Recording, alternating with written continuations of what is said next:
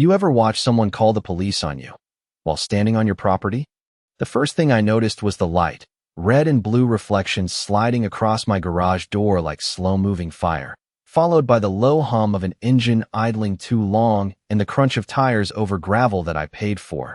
Laid down myself, inch by inch, years before anyone in this neighborhood even knew this land existed. And then her voice cut through it all, sharp and sweet at the same time. That's him, officer. He doesn't belong here. Melissa Grant, HOA president, standing at the edge of my driveway like she owned the air I was breathing, one hand on her hip, the other gripping her phone like it was a badge. Neighbors already gathering behind her, phones up, recording, whispering, the kind of quiet excitement people get when they think they're about to watch someone else's life fall apart. And I just stood there, keys still in my hand, feeling the cool metal press into my palm. Smelling fresh-cut grass, mixed with hot asphalt from the road they repaved last summer without asking me. And for a second, I almost smiled because I knew exactly how this was going to end. But they didn't. Not yet. The officer stepped forward, calm, professional, hand resting near his belt but not tense, just doing his job. "Sir, we got a call about a trespasser," he said, glancing from me to her and back again, trying to read the situation, trying to make sense of why a man was standing quietly in front of his own house, while a woman in tennis whites was acting like she'd just caught a criminal in the act. And Melissa leaned in before I could even open my mouth, her perfume drifting through the warm evening air, expensive, heavy, trying too hard. "He's not part of this HOA. He's been warned. He refuses to comply. And now he's loitering on community property," she said, emphasizing every word like she'd rehearsed it in a mirror. And that word, community property, hung there for a second. Almost funny if you knew the truth. But I didn't correct her.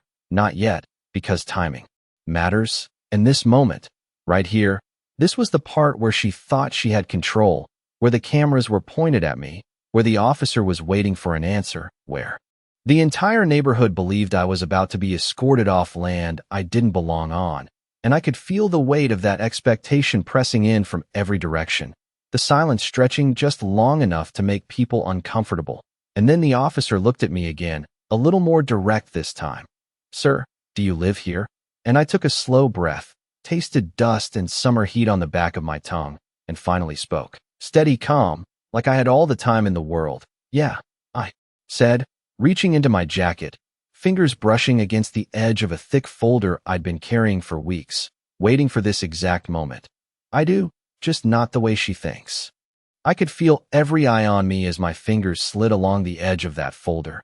Thick paper, clean corners, the kind of weight that does not come from guesses or opinions, but from signatures and filings and records that do not care how loud someone talks.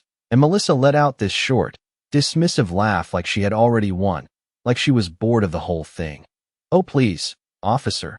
He is trying to stall. We have had issues with him for weeks," she said, flipping her hair back over her shoulder, that same polished smile glued to her face, and behind her someone whispered something about fines and violations, words they barely understood but repeated anyway because they trusted her to define what was right. And the officer shifted his stance slightly, not aggressive, just cautious, the way someone does when a simple call starts to feel complicated. "Sir, I need to see some identification or proof of residence," he said, calm but firm, and I nodded like I expected that, because I did, pulling the first sheet from the folder, a standard document, my name, my address, nothing dramatic, just enough to establish I was not some random person wandering onto private land.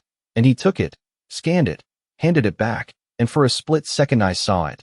That tiny crack in the narrative Melissa had built, but she jumped in fast, too fast, her voice tightening just a little.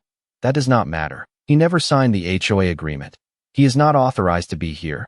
This is a controlled community."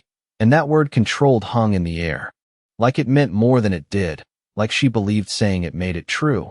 And I could hear the faint buzz of a lawn sprinkler kicking on 2 houses down, water hitting dry soil in steady clicks, the kind of ordinary sound that makes moments like this feel even sharper, more real. And I tilted my head just slightly, looking past her at the entrance sign they installed last year, the one with polished stone and gold lettering, the one that sat exactly 3 feet onto land they never actually owned. And I let the silence stretch again, just long enough for the officer to glance between us, waiting, expecting more. And that was when I reached deeper into the folder, past the simple paperwork, past the things people expect to see, and touched the documents that mattered, thicker stock, stamped seals, filings that took months, sometimes years, to finalize. The kind of documents that do not get waved around unless you are absolutely sure. And Melissa crossed her arms, impatience, starting to bleed through her composure. "This is ridiculous. Are you going to remove him or not?" she said.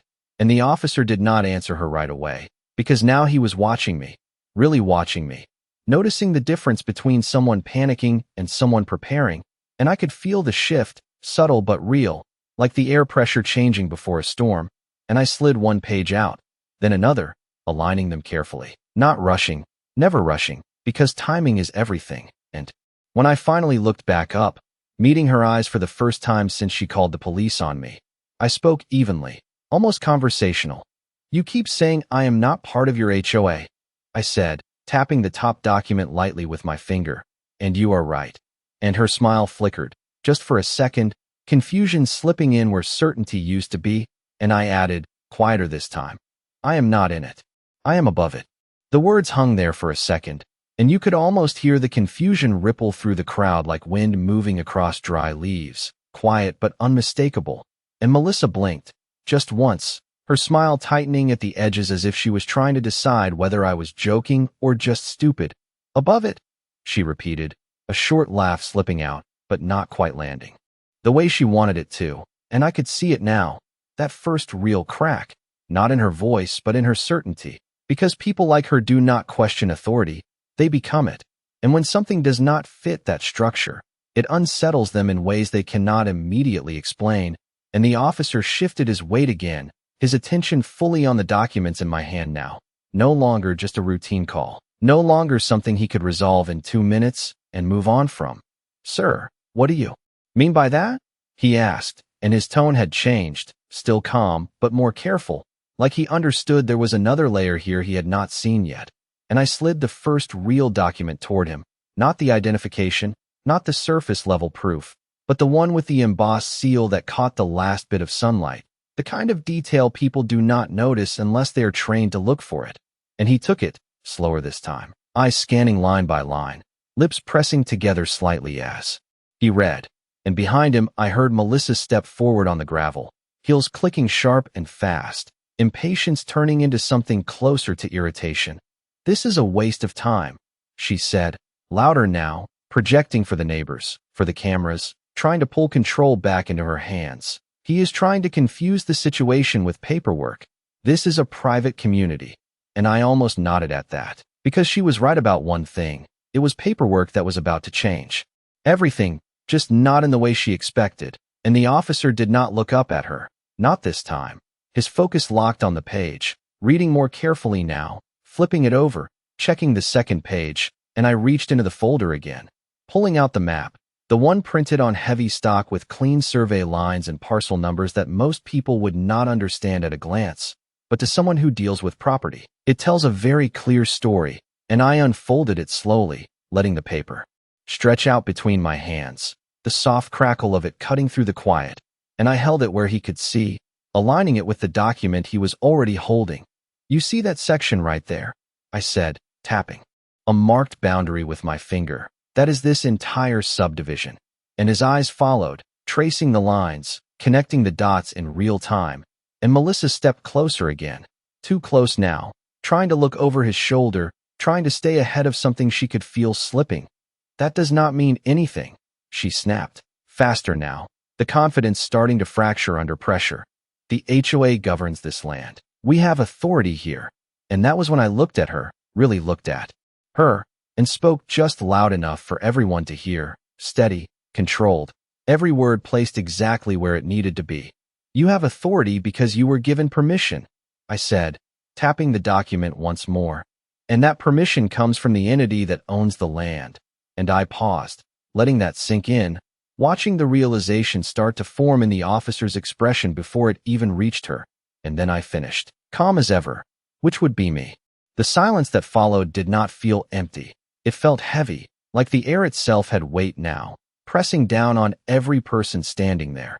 And for the first time since the police arrived, nobody spoke, not Melissa, not the neighbors, not even the officer, because something fundamental had just shifted and everyone could feel it, even if they did not fully understand it yet. And the officer looked back down at the documents in his hands, slower this time, more deliberate, his eyes moving, line by line as if he was double-checking what he already suspected was true, and I could hear the faint click of a phone camera zooming in from somewhere behind Melissa, someone trying to capture the moment before it slipped away, and she stood there frozen for a second longer than she meant to, her posture stiff, her arms still crossed but tighter now, like she was holding herself together instead of holding authority. "That is not possible," she said finally, but the words came out thinner, less certain, like they had lost their foundation somewhere between her mouth and the ground. And I did not interrupt her. I let her speak, because people reveal the most when they think they still have control. This community was established years ago. Everything here is under HOA governance. You cannot just show up with papers and claim ownership, she continued, her voice rising slightly as she tried to rebuild the structure that was already cracking beneath her feet, and I nodded once, not agreeing, just acknowledging that she believed what she was saying, because from her perspective, she had always been in charge. She had always been the one enforcing rules, sending notices, deciding what was acceptable and what was not. And it had probably never occurred to her that the authority she exercised was borrowed, temporary, conditional, and I could see the officer glance up at her now, not with the same passive attention as before, but with something sharper, something more analytical, the kind of look that comes when a situation starts to resolve itself in an unexpected direction. And he cleared his throat slightly, shifting the documents in his hand. "Ma'am," he said, measured and careful. "This paperwork indicates that the land your association operates on is held under a private ownership structure." And he paused, choosing his words with precision. "And according to this, he is the listed owner of that entity." And the words landed exactly how they needed to. Not dramatic, not loud, just factual. And that was enough, because facts do not need volume to carry weight. And Melissa's head turned toward him sharply, her eyes widening just enough to betray the panic she was trying to suppress. "That cannot be right," she said again, faster now, almost overlapping her own words. "There must be some mistake. We have legal documentation. We have authority. We collect dues. We enforce regulations." And I watched her carefully, noting every shift in her tone, every small fracture in her composure, because this was the moment where belief collides with reality, and reality does not negotiate. And I stepped forward just one pace, enough to close the distance without crowding anyone, enough to remind her exactly where she was standing. And I pointed toward the ground beneath us, the gravel, the driveway, the edge of the perfectly maintained lawn that her association had fined me over just 2 weeks ago. "Everything you just listed," I said quietly, "exists because a contract allows it to." And I let that settle for a second before continuing, my voice steady, unhurried. And contracts only hold as long as the terms are respected. And the officer's gaze shifted back to the document, scanning for something specific now, something he had not been looking for before. And Melissa shook her head slightly, like she could physically reject what was happening if she refused to accept it. But the foundation was already gone, and everyone standing there could feel it. Even the neighbors who did not understand the legal language could sense the shift in power. The way the conversation no longer revolved around her authority, but around something far more concrete, far more permanent. And I tapped the edge of the paper once more, not for emphasis, just to guide the moment to its inevitable conclusion, and said, calm and clear, "And right now, you are standing on land your organization does not actually own." Melissa took a step back without realizing she had moved, her heel grinding softly against the gravel like the ground itself had shifted under her. And for the first time since I met her, she looked smaller, not physically, but in the way authority drains out of someone when it is no longer supported by anything real. And her eyes darted from me to the officer to the papers again, searching for something she could hold on to, something that would restore the version of reality she had been so confident in just minutes ago. "We have agreements," she said, but now it sounded less like a statement and more like a question she was asking herself. "We have signed covenants. Every homeowner here agreed to the HOA." And the officer exhaled slowly through his nose, still calm, but clearly processing more than he expected when he arrived, his thumb sliding along the edge of the document as he flipped to another page. And I could hear the faint rustle of it, that dry paper sound that always reminded me of courtrooms and closing arguments, places where facts do not bend no matter how much someone wants them to. And I nodded once, because she was not wrong, not entirely. They did, I said, my voice even, almost patient. Every homeowner agreed to your HOA. And her chin lifted slightly at that, a flicker of hope returning like she had found a foothold again. But I did not stop. I let the rest of it land exactly where it needed to, through a lease agreement tied to the land. I added, and that word lease changed everything. You could see it ripple through the officer's expression, the way his eyebrows pulled together just slightly as the pieces started locking into place, and Melissa's lips parted, just a fraction, the realization brushing up against her understanding but not fully accepted yet. And I tapped the page he was holding, guiding his attention to a specific paragraph, the one written in clean legal language that does not leave room for interpretation. Section 12. I said quietly. Governing rights are contingent upon compliance with the master landholder. And he read it, silently at first, then again more carefully, and the shift in his posture said more than any words could, because now he was no longer trying to figure out if I belonged here. He was trying to understand what that meant for everyone else. And Melissa shook her head again, faster this time, like she could shake the truth loose before it settled in completely. That is standard language, she insisted, her voice climbing just enough to sound defensive. That does not give you control over the HOA.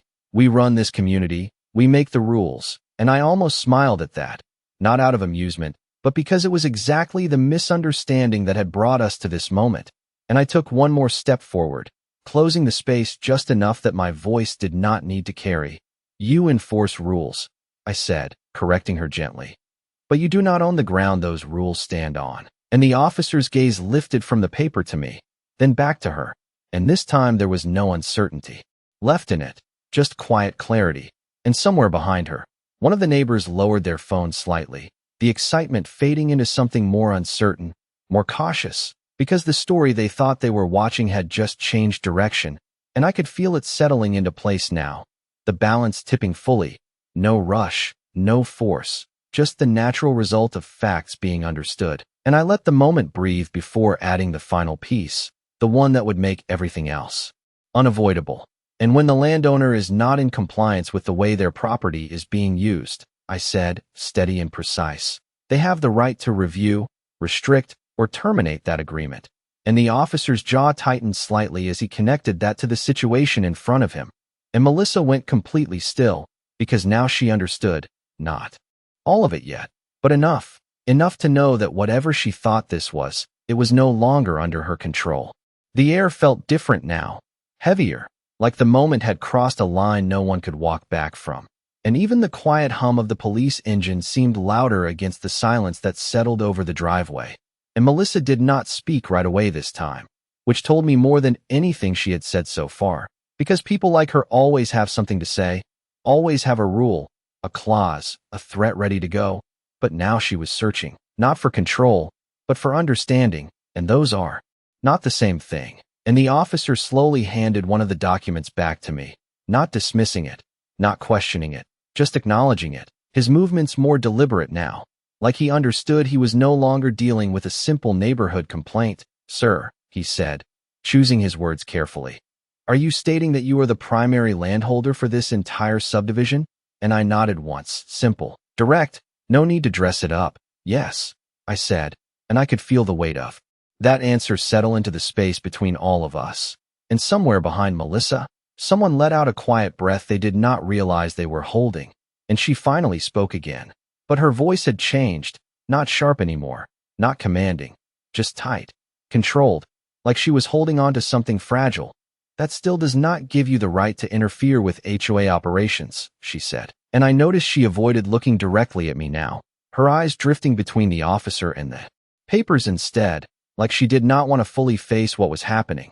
And I let a second pass before responding, not because I needed to think, but because timing matters. And this was where the difference between assumption and reality becomes impossible to ignore. It does not interfere, I said calmly. It defines them. and the officer's brow lowered slightly as he processed that, connecting it to everything he had just read. And I reached back into the folder one more time, pulling out the final document, the one I had not needed until now, the one that ties everything together in a way no argument can undo. And the paper felt heavier in my hand, not physically, but in what it represented: years of structure, layers of ownership, the foundation beneath everything they thought they controlled. And I unfolded it slowly, letting the edges catch the light, and turned it so both of them could see. "This is the master agreement," I said, tapping the header lightly. "The one your HOA operates under." And the officer leaned in slightly, not too close, just enough to read. And Melissa hesitated before stepping forward, like she was unsure if she wanted to see it. But curiosity pulled her anyway, and I pointed to a specific line, the clause most people never read because they assume it will never matter, right here. I said, my voice steady.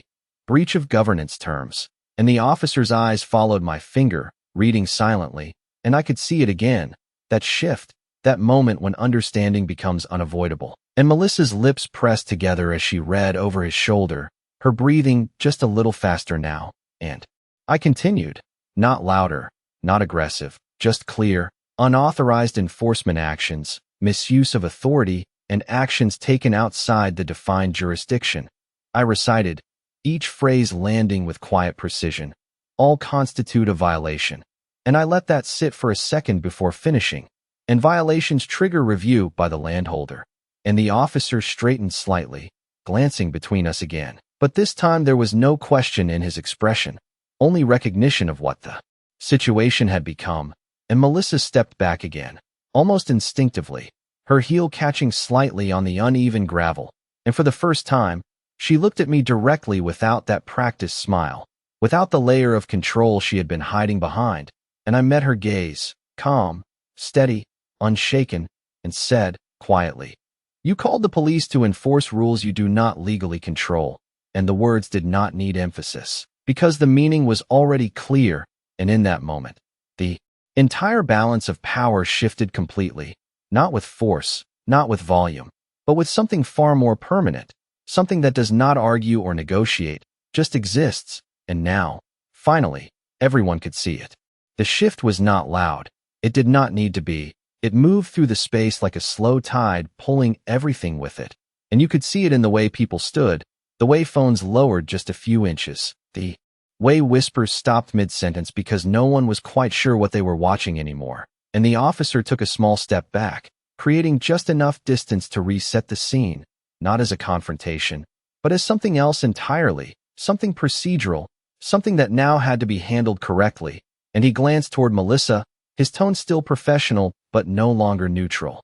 "Ma'am, based on what I am seeing here, this is not a trespassing situation," he said, and the words landed with a kind of finality that did not invite argument. But she tried anyway. Of course she did, because people who build their identity on control do not let go easily. "This is absurd," she said, her voice sharper again but thinner underneath, like it could not fully carry the weight it used to. "He is manipulating legal language. We have jurisdiction, we always have." And I watched her carefully, not interrupting, not reacting, just letting her spend what little authority she had left. Because every word she pushed out now only made the contrast clearer. And the officer shook his head slightly, not dismissive, just firm. "Jurisdiction requires standing," he replied, and there was a subtle emphasis on that last word, like he was choosing it deliberately, making sure it could not be misunderstood. And he glanced back down at the documents for a brief second before continuing. "And from what I can tell, your authority is conditional." And that word conditional seemed to hit harder than anything else, because it reframed everything she thought she controlled into something temporary, something granted, something that could be taken back. And Melissa's posture shifted again, shoulders tightening, arms uncrossing then crossing again, like she could not find a position that felt stable anymore. And I could hear the faint rustle of leaves from a tree down the street, a soft, steady sound that made the moment feel even more still, more focused. And I took a slow breath, letting it out evenly, not rushing anything, because there was no need to. The direction was already set, and I spoke again, not louder, just clear enough to carry. "You issued fines last month," I said, looking at her directly, for property use violations, and she blinked, caught slightly off guard by the shift in topic, but nodded instinctively. Yes, because, she started, but I did not let her finish, not by cutting her off, but by continuing at the same steady pace, without review from the landholder. I added, and that stopped her, completely, the sentence hanging unfinished as the meaning settled in, and I reached down, picking up one more page from the folder, one that had been there from the beginning but had not needed to be seen until now, and I held it up just enough for the officer to read the header. The official notice format, already prepared, already filed, that is a direct violation, I said, tapping the page lightly, which initiates a formal review process, and the officer's eyes moved across it quickly, recognizing the structure, the language, the implications, and he nodded once, almost to himself, before looking back at Melissa. And this time there was no hesitation at all. "Ma'am," he said, "you may want to consult legal counsel before taking any further action here." And that was it. Not an order, not a threat, just a statement, but it carried more weight than anything else said that night, because it marked the point where authority stopped being assumed and started being questioned. And Melissa stood there, silent now, her expression caught somewhere between disbelief and realization, and I closed the folder slowly, the soft snap of it sealing shut echoing just enough in the quiet. And I looked at her one last time, steady, calm, certain, and said, "This was never your call to make." The moment did not explode. It unraveled, slow and precise, like a thread being pulled from something that used to look solid. And Melissa stood there without speaking, her silence louder than anything she had said all evening. And I could see it now. The shift fully settled in, not just in her, but in everyone watching. The neighbors who had shown up expecting drama now standing in a kind of quiet uncertainty, their phones lowered completely. Their attention no longer fixed on me as the problem, but on her as the question. And the officer adjusted his stance again, this time stepping slightly to the side instead of forward, creating space where tension used to be, signaling without saying it that this situation was no longer escalating. It was resolving. And he reached up to his shoulder radio, not urgently, just routine, his voice low and steady as he gave a brief update. The kind of tone officers use when a call turns out to be something very different than reported, and that alone said everything. Because this was no longer about enforcement, it was about clarification, and Melissa finally moved, just a small shift of her weight, but it felt like a collapse of something much larger, her posture no longer rigid, no longer anchored in certainty, and she looked around, not at me, not at the officer, but at the neighbors, like she was searching for someone to confirm her version of reality. But no one spoke, no one stepped forward, because doubt had already taken root. And I could hear the faint ticking of a cooling engine from one of the parked cars, a small, steady sound that filled the silence in a way words could not.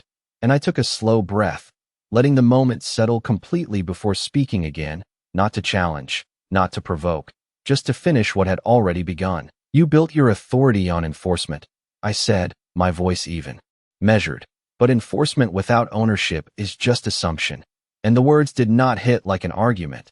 They landed like a conclusion, something already decided, and the officer glanced at me briefly, then back at Melissa, and there was something different in his expression now, not judgment, just understanding, like he had seen this kind of situation before in other forms, different details, same structure. And he nodded once, subtle but clear, as if acknowledging the direction this had taken, and Melissa's lips parted slightly, like she was about to say something, but nothing came out, because there was nothing left that would hold, and I shifted the folder under my arm, the weight of it familiar, steady, a reminder that this was never about volume or presence.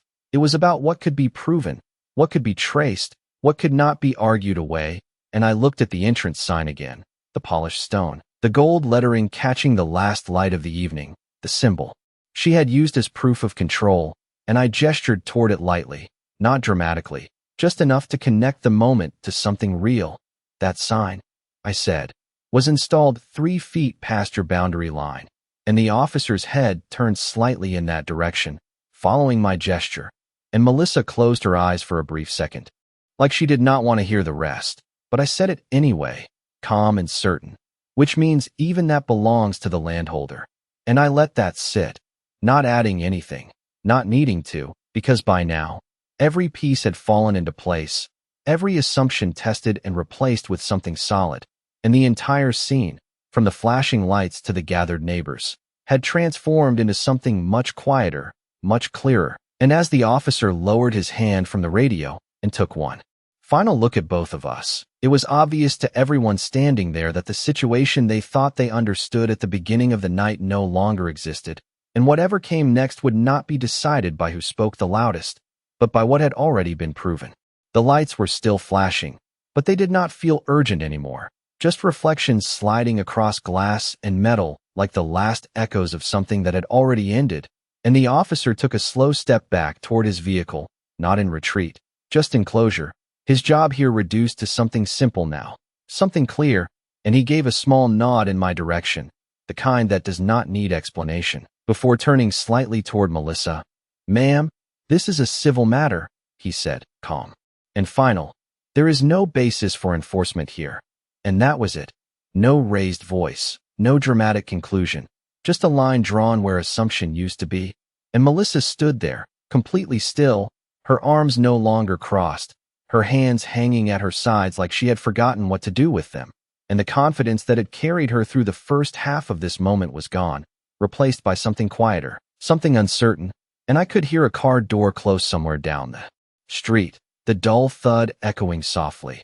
A reminder that life outside this driveway was still moving, still normal, even as everything here had shifted, and I adjusted the folder under my arm, the edges pressing lightly against my side, grounding, familiar, and I took one step forward, not aggressive, just enough to stand where the boundary line actually mattered, where the gravel met the concrete she had once claimed as controlled space. And I looked at her, not with anger, not with satisfaction, just with clarity. "You built an entire system on borrowed authority," I said, my voice steady, even, "and you never once checked who you were borrowing it from."